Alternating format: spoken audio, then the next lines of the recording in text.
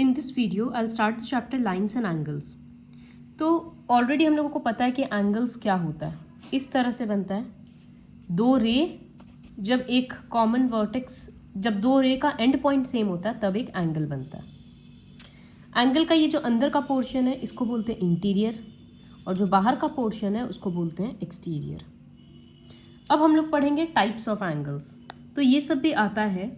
जब एंगल का value 180 degree होता है तब उसको बोलते हैं स्ट्रेट एंगल. जब 0 to 90 डिग्री होता है तो एक्यूट एंगल. 90 से 180 होता है तो ऑब्ट्यूज एंगल. एग्जैक्टली 90 होता है तो राइट एंगल. और 180 to 360 के बीच में होता है तब उसको बोलते हैं reflex angle. Next is pair of angles. तो ये सारा बस लर्न करना है कि किसका वैल्यू कहाँ से कहाँ तक है. पेयर ऑफ एंगल्स ये सब बहुत इंपॉर्टेंट है. तो एडजेसेंट एंगल्स क्या होता है?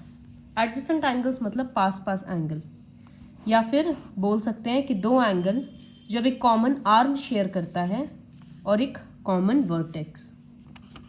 तो एक पॉइंट होता है इसका कॉमन आर्म, दूसरा कॉमन वर्टेक्स, तब हम लोग बोलते हैं कि दो एंगल एडजेसेंट है.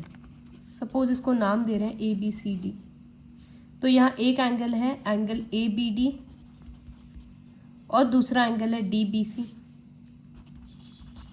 दोनों के लिए कॉमन आर्म हो गया बी डी और दोनों का कॉमन वर्टेक्स है बी. इस वजह से ये हो जाएगा एडजेसेंट एंगल्स. अगर इस तरह से गैप रहता तो नहीं होता. फिर जब दो एडजेसेंट एंगल मिलकर एक स्ट्रेट लाइन बनाता है, ये रहा एक एंगल 1 और ये रहा 2, दोनों मिलकर एक स्ट्रेट लाइन बना रहा है मतलब 180 डिग्री, तब हम लोग इस टाइप के एंगल को बोलते हैं लीनियर पेयर. तो लीनियर पेयर क्या है? जब एक एडजेसेंट एंगल 180 डिग्री बनाता है. अलग अलग टाइप से हो सकता है. फिर है कॉम्प्लीमेंट्री एंगल्स. फोटो से दिख रहा है जब कोई दो एंगल को ऐड करने से 90 डिग्री आता है. जैसे यहाँ पर ए बी डी और डी बी सी दोनों को ऐड करेंगे तो 30 + 60 90 डिग्री. तो वो कॉम्प्लीमेंट्री एंगल्स है. ज़रूरी नहीं है कि एंगल्स एडजेसेंट ही हो. ये देखो दूर दूर है.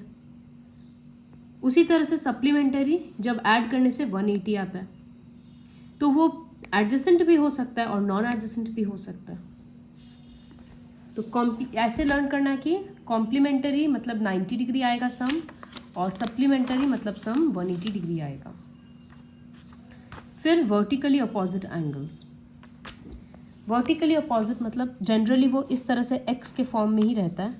ये एक वर्टेक्स है तो इसके एक तरफ है एंगल 1, ठीक इसके अपोजिट तरफ है एंगल 2. तो एंगल 1 और एंगल 2 का वैल्यू सेम होगा और इसको बोलते हैं वर्टिकली अपोजिट एंगल्स. शॉर्ट में लिखे हम VOA. हमेशा वर्टिकली अपोजिट इस तरह से एक्स में रहता है. उसी तरह से इसको 3 देंगे तो इसको 4 देंगे, तो यहाँ 3 और 4 इक्वल रहेगा. तो ये हो गया सारा टाइप्स ऑफ एंगल्स. अब अगर हम एक्सरसाइज शुरू करेंगे तो 11.1 पहला क्वेश्चन है find the complementary and supplementary of each angle. मतलब 26 का कॉम्प्लीमेंटरी भी निकालना है और सप्लीमेंटरी भी. तो कॉम्प्लीमेंटरी क्या था? जिसको ऐड करने से 90 आता. तो हम लिखेंगे complement of 26 degree equals to, मतलब ये देखना है कि 26 में कितना ऐड करने से 90 आएगा. तो ऑब्वियसली 90 - 26 करेंगे 64 डिग्री. इसी तरह से इसी एंगल का सप्लीमेंट भी निकालना है. तो सप्लीमेंट ऑफ 26 डिग्री कितना होगा? इसके लिए हम 180 से सब्ट्रैक्ट करेंगे 154 डिग्री. तो इसी तरह से बाकी सारा करना है. क्वेश्चन 2 में बोला है फाइंड द कॉम्प्लीमेंट, तो इसके लिए भी सबको 90 डिग्री से सब्ट्रैक्ट करना है.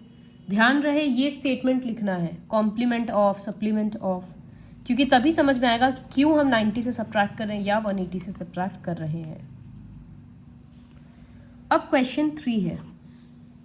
इसमें एंगल 1 को 53 डिग्री दे दिया और बाकी का एंगल्स निकालना है। तो इस तरह का क्वेश्चंस काफ़ी इजी होता है, लेकिन लिखने का पैटर्न आना चाहिए। अब जैसे 1 का वैल्यू 53 है, तो 1 के अपोजिट में 3 है ना, तो 1 और 3 इक्वल होगा। तो हम यहाँ लिखेंगे here angle 1 equals to angle 3, और ब्रैकेट में रीज़न लिखना होगा, तो वो हम लिख रहे हैं वर्टिकली अपोजिट एंगल्स।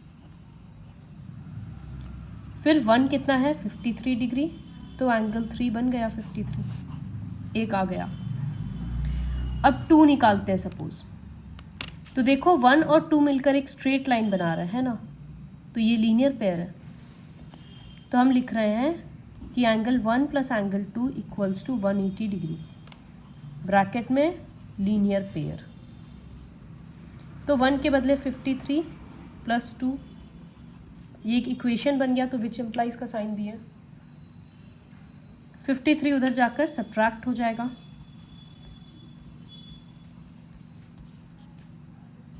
वन 127 आया। अब जितना एंगल 2 आएगा उतना ही एंगल 4 आएगा, क्योंकि दोनों वर्टिकली अपोजिट एंगल है। तो 2 निकल गया, 3 निकल गया। अब 4 के लिए हम लिखेंगे कि एंगल 2 इक्वल्स टू एंगल 4, और सबके लिए रीज़न देना होगा, तो इसके लिए लिखेंगे वर्टिकली अपोजिट एंगल्स। फिर यहाँ 2 के बदले लिख रहे हैं 127, हो गया सॉल्व। अब क्वेश्चन 4 है, तो ये सारा क्वेश्चंस काफ़ी इजी है। देखो यहाँ पर ये दोनों मिलकर एक स्ट्रेट लाइन बना रहा है, तो ऐसे तो ओरली भी समझ में आ रहा है कि ये 80 है तो ये 100 ही होगा। उसी तरह से इन सब को करना है। अब ये सब ओरली नहीं होगा, तो हम इस क्वेश्चन का बस लिखने का पैटर्न दिखा दे रहे हैं। ये फिगर कॉपी में ड्रॉ कर भी सकते हैं, नहीं भी, अभी के लिए हम नहीं कर रहे हैं। तो 4 का सब क्वेश्चन नंबर 3, यहाँ पर 4 एंगल दिखा रहा है, तो हम चारों को ऐड कर दे रहे हैं और इक्वल्स टू 180 डिग्री लिख दिया। अब इधर हो गया 10x इक्वल्स टू 180 डिग्री, तो x equals to 180 by 10, 18 degree आ गया आंसर। इसी तरह से बाकी का करना है।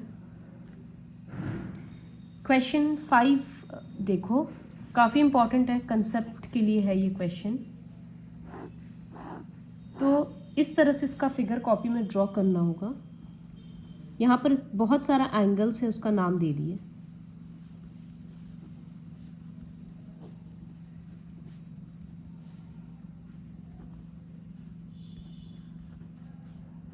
इस तरह से। अब क्वेश्चन क्या है कि सारा लीनियर पेयर लिखना है और वर्टिकली अपोजिट एंगल्स लिखना है। तो सपोज हम यहाँ पर लिख रहे हैं वर्टिकली अपोजिट एंगल्स। कौन कौन सा है? अगर ए के साथ देखें तो डी, सबके साथ एक एक होगा, तो हम इस तरह से ए कॉमा डी एक पेयर, फिर सेमी कोलोन दिए। सी के साथ बी, तो सी कॉमा बी, फिर ई के साथ जे, आई के साथ एफ, इस तरह से लिखें। जी के साथ एल और एच के साथ के। ये हो गया सारा वर्टिकली अपोजिट एंगल्स। अब बोला है लीनियर पेयर लिखना है, तो ये और इंपॉर्टेंट है। एक एंगल अज्यूम करो ए, तो ए के साथ देखो सी भी 180 डिग्री बना रहा है और बी भी 180 डिग्री बना रहा है, तो एक एक एंगल का 2-2 हो रहा है। ए के साथ सी भी है और ए के साथ बी भी है।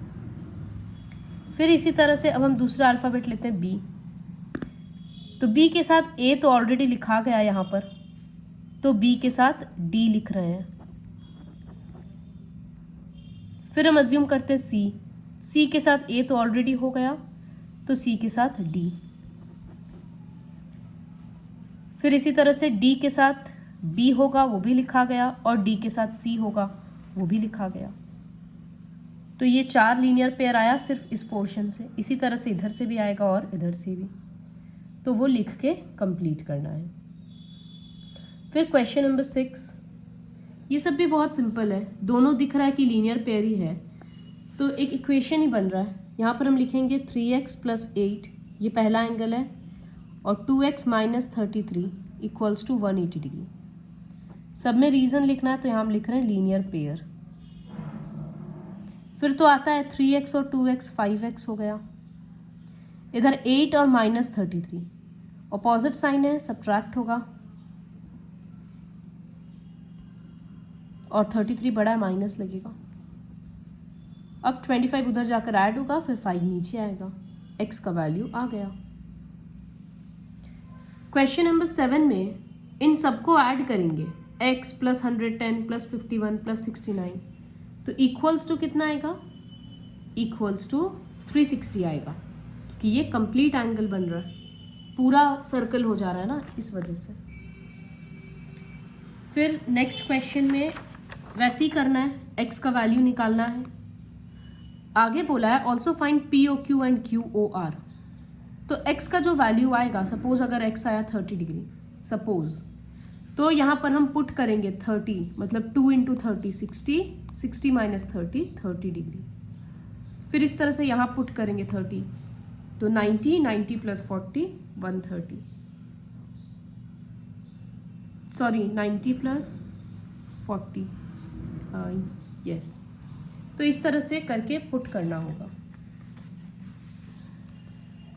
Now moving on to the 9th question. ये भी खुद से, अच्छा 9th हम करवाते हैं, तो इस फिगर को कॉपी में ड्रॉ कर लेंगे।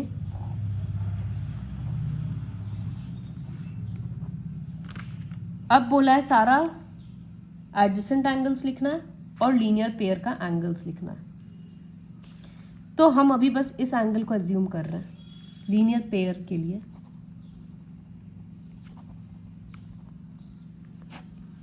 तो इसको नाम दे रहे हैं एंगल XOP। इसके साथ कौन 180 बना रहा है? बाकी का पूरा बचा हुआ, मतलब POY, वो एक हो गया। फिर इधर से हम थोड़ा सा एंगल बढ़ा रहे हैं, नेक्स्ट एंगल पे जा रहे हैं, XOQ। तो XOQ, इसके साथ कौन बना रहा है लीनियर पेयर? QOY, तो वो हो गया। फिर हम दूसरा एंगल ले रहे हैं, सपोज ये ले लिए, ये ले लिए, अभी पूरा तो खुद ही बन जा रहा है, वो चलेगा नहीं। फिर हम इधर से अगर स्टार्ट करते तो QOY लेंगे, तो उसके साथ तो ऑलरेडी लिखा गया, और इधर से अगर हम YOP लेंगे तो उसके साथ ऑलरेडी लिखा गया, तो ये दो लीनियर पेयर ही बन रहा है। अब बोला है एडजेसेंट एंगल्स भी लिखना है। तो अगर हम XOP इमेजिन करें, तो इसके साथ पास में POQ है एक एंगल, और साथ में बोल सकते हैं POY है।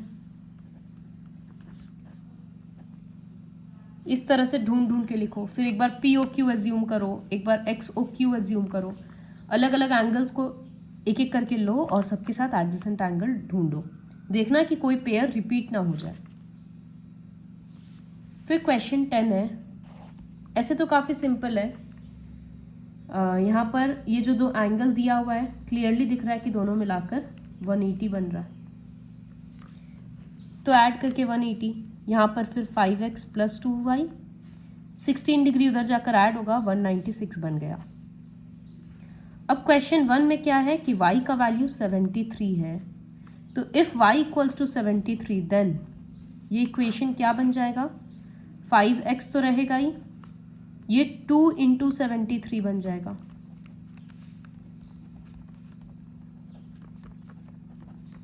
अब ये इक्वेशन बन गया ना, उधर जाकर ये सब्ट्रैक्ट होगा, तो 50 डिग्री आएगा, तो x = 10 डिग्री हो गया। ठीक इसी तरह से दूसरा क्वेश्चन में x का वैल्यू दे दिया, तो यहाँ पुट करेंगे 5 × 14 और कैलकुलेट करके y निकालेंगे। उसके बाद क्वेश्चन नंबर 11, XYZ का वैल्यू निकालना है। 28 डिग्री दे दिया, तो अगर 28 ये है, तो सोचो कि इसके साथ वर्टिकली अपोजिट कौन सा होगा। और ये सोचो कि इसके साथ लीनियर पेयर कौन बना रहा है, फिर कैलकुलेट करो। क्वेश्चन 12 में ARB मतलब ये जो ऊपर में निकला हुआ एंगल है, ये एंगल है 62। तो हम लोग को दो एंगल निकालना है, एक ये PRQ और एक ये BRQ। तो अगर ये 60 डिग्री 62 है तो ये भी 62 होगा, वर्टिकली अपोजिट एंगल। और अगर ये 62 है तो पास वाला लीनियर पेयर बना रहा है, तो वो 180 माइनस 62 होगा। अब हर एक एंगल का नाम लिखकर और रिलेशन लिखकर प्रॉपर वे में कंप्लीट करना है। So complete the first exercise with the help of this video.